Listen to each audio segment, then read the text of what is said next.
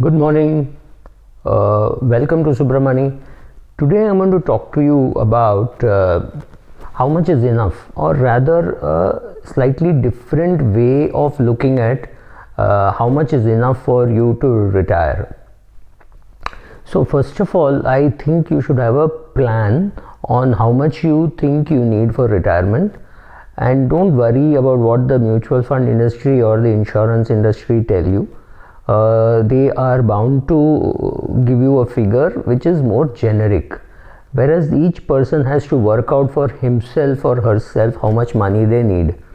So first of all, you could go to the very conservative method of saying, I need whatever amount I am going to spend in my retirement, including the inflation. I should have it in one separate box, so that whatever happens, that box never gets empty. That is the very conservative method. Very likely that you will never ever exhaust, but it is also likely that you will spend much less than what you actually can. This is one method, completely right, because it means you are going to sleep peacefully. Whatever happens to the market goes up, market goes down, any amount of fluctuation, it will all put no stress on you, because you know that the amount is already there, and you plan this till your age of 100, because the probability that you may die at 94 or 95, so again you have that extra cushion.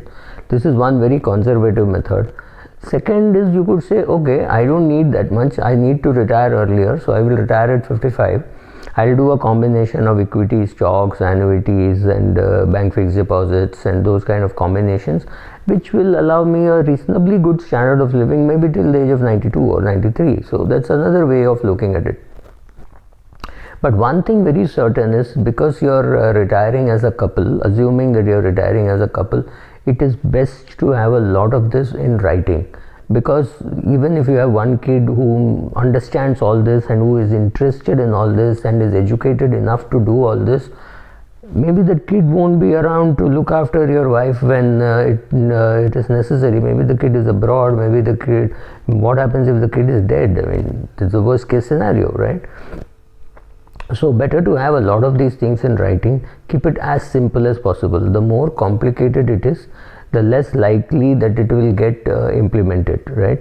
Nobody wants a very complex asset allocation, asset withdrawal kind of a thing. Keep it as simple as possible. So say at 75 or 77, convert a lot of your money into annuity and bank fixed deposits, and nothing. You don't have to have, and maybe if you must, I would insist a little bit of equity if the total corpus itself is not very big.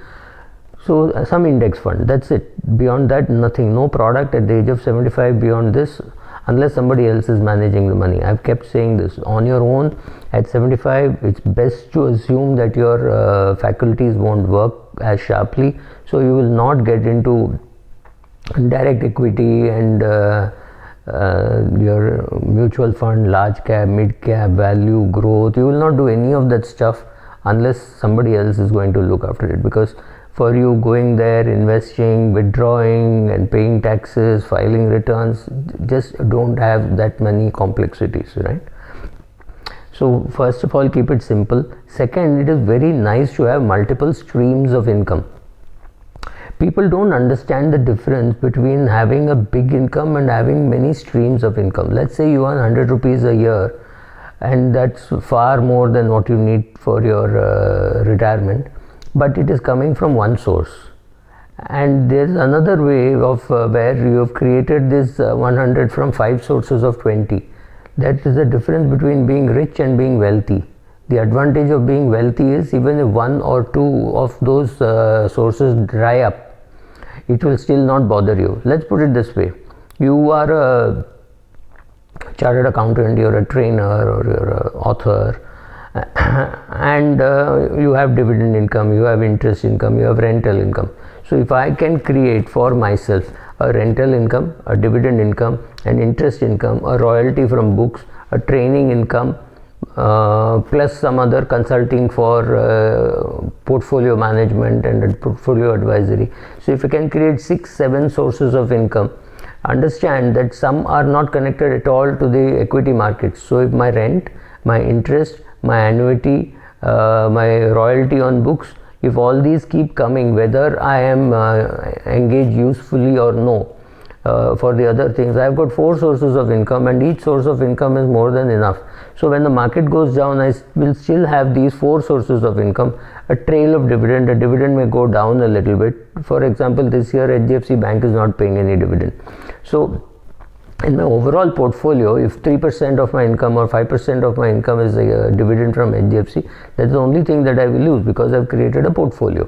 So creating a diverse source of income, that is very useful. So if you can create 2 lakhs per month from each of this, or 2 lakhs, even 2 lakhs per year from each of this, so about 10-12 lakhs of income, and have 4-5 lakhs of expenses, that's much better than having 10 lakhs coming from one source, which is say dividend, and that dividend going up and down because of something happening in the market. Though chances are dividend doesn't fluctuate as much as equity index does, so don't worry too much on that ground. But yes, creating multiple sources of income is very useful. Of course, being satisfied with what you have is also the most important thing. So when we said simplicity, second, multiple sources of income, and being ready to live till the age of 100. Now this sounds very conservative, and I'm sure I'll get something in the comments column saying no, in India average people live only up till the age of 82. But within my family, I've seen very many people, some 4-5 branches of my family, every branch has somebody who has completed 93 years of age. Now this is not small, and I'm talking of people who are today in their 50s. 40 years later, what will be the age at which people die? It will definitely be closer to 100 than to 90 today. Today itself it is 92, 93. So look around yourself, look at your mother, father, grandfather, grandmother, aunt, uncles. Within your house, see what is the average age. People are not obediently dying at 72 like the national average says. So being prepared for a very long innings is also very useful to know how much money you need. So once you do that calculation, then you realize, oh, I need more than what I thought I needed. So that is another thing. So assuming that you will die at 100 is a better assumption, and then dying at 90 instead of the reverse of planning till 90 and living till 100, right? So far more important is you don't have to predict what is going to happen in the future. Now that is another problem with people. Everybody thinks they can predict. For example, I ran a poll saying which are the 3 shares that you will buy for the next 50 years, and everybody had an answer. There are 170 people or 180 people who had an answer. So the best answer would have been, I have no clue what to buy, I'd rather put in the index.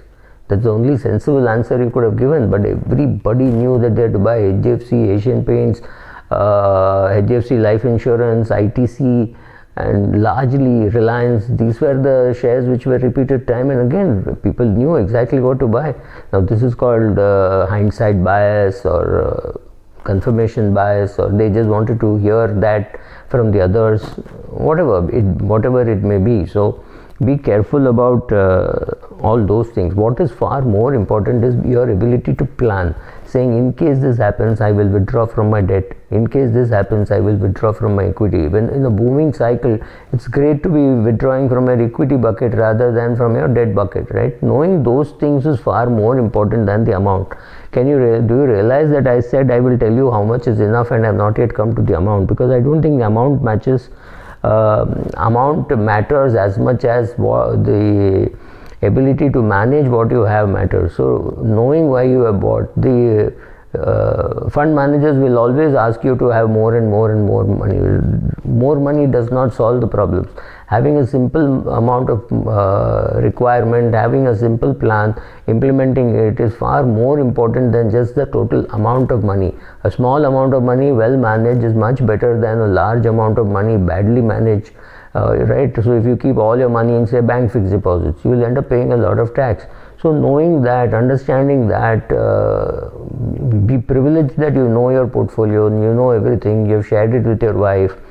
Those things are far more important than the total amount of money, right? What my friend would have called a mindful retirement, right? So knowing how much you have, how well you're going to manage it, all those things are as important as money is while you retire, right? How much money you need, I think I've done enough videos. Thank you.